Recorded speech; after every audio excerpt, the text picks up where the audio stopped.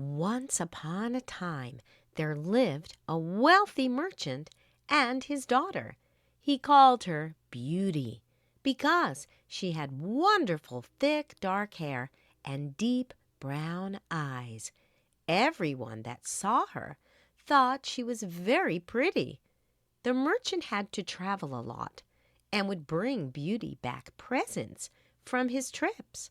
One day, Beauty asked for a single red rose as her gift. The merchant promised to find one. He crossed through deep ravines and dark forests on his way to trade fine cloth. On his way home, he finally came across high green hedges spotted with silky crimson roses.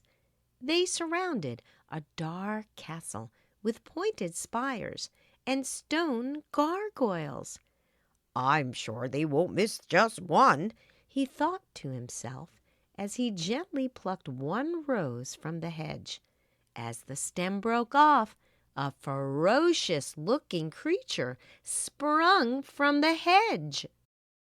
He had a brown, hairy body and huge fangs, but was wearing a button jacket and pantaloons of fine purple silk.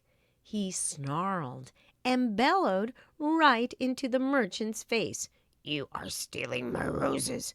I will throw you into the dungeons." The merchant was frightened and quickly stuttered that it was a gift for Beauty. After hearing of the marvelous girl, the Beast agreed to let the merchant go, but only if he could keep Beauty in his castle for a while. The merchant did not want to languish in the dungeons, so he sent for Beauty. When she arrived, the Beast freed the merchant and locked Beauty inside the castle instead. Beauty was very afraid and angry at first. She refused to leave the room the Beast gave her and wouldn't eat any of the food he made for her. Many days passed until Beauty, hungry and weak, decided to leave her bedroom and come downstairs to eat. She was amazed by the fantastic spread the Beast had laid out.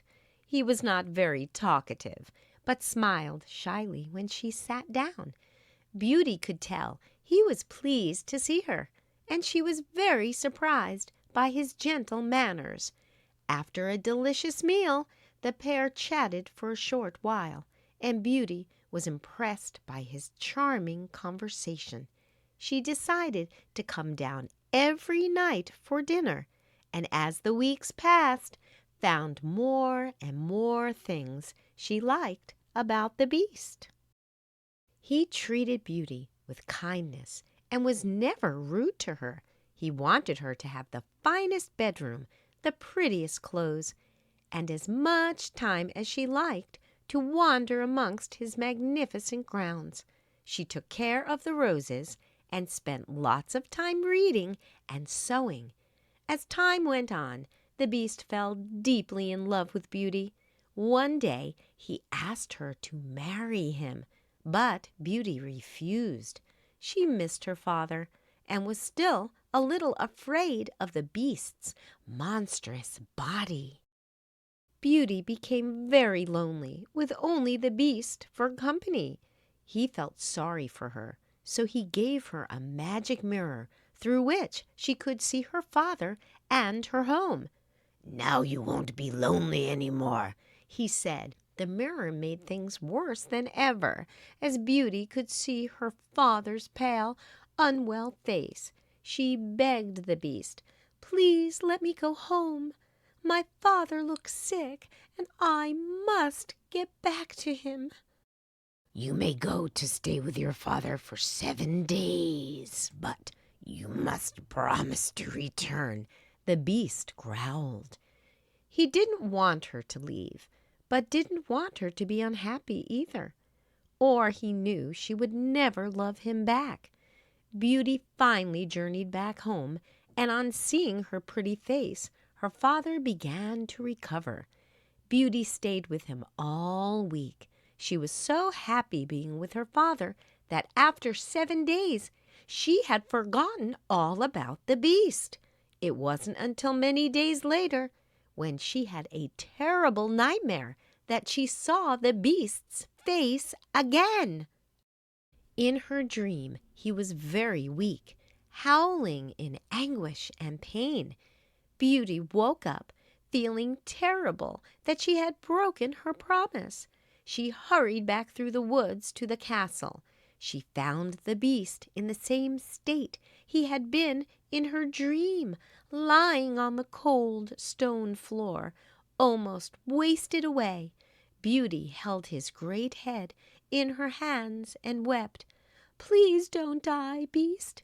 You are kind and charming and really wonderful. I don't care about your fur or your fangs. I will marry you."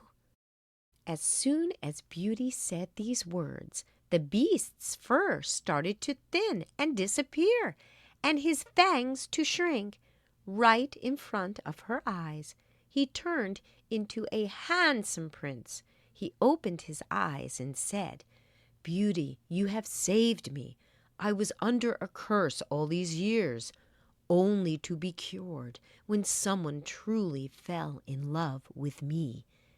Beauty was so happy that she had looked beyond the Beast's bristly exterior and seen the kindness inside him. Now the Beast could live his life as a prince again and marry the girl who saw the real charm in him. For infinity, I love you for infinity.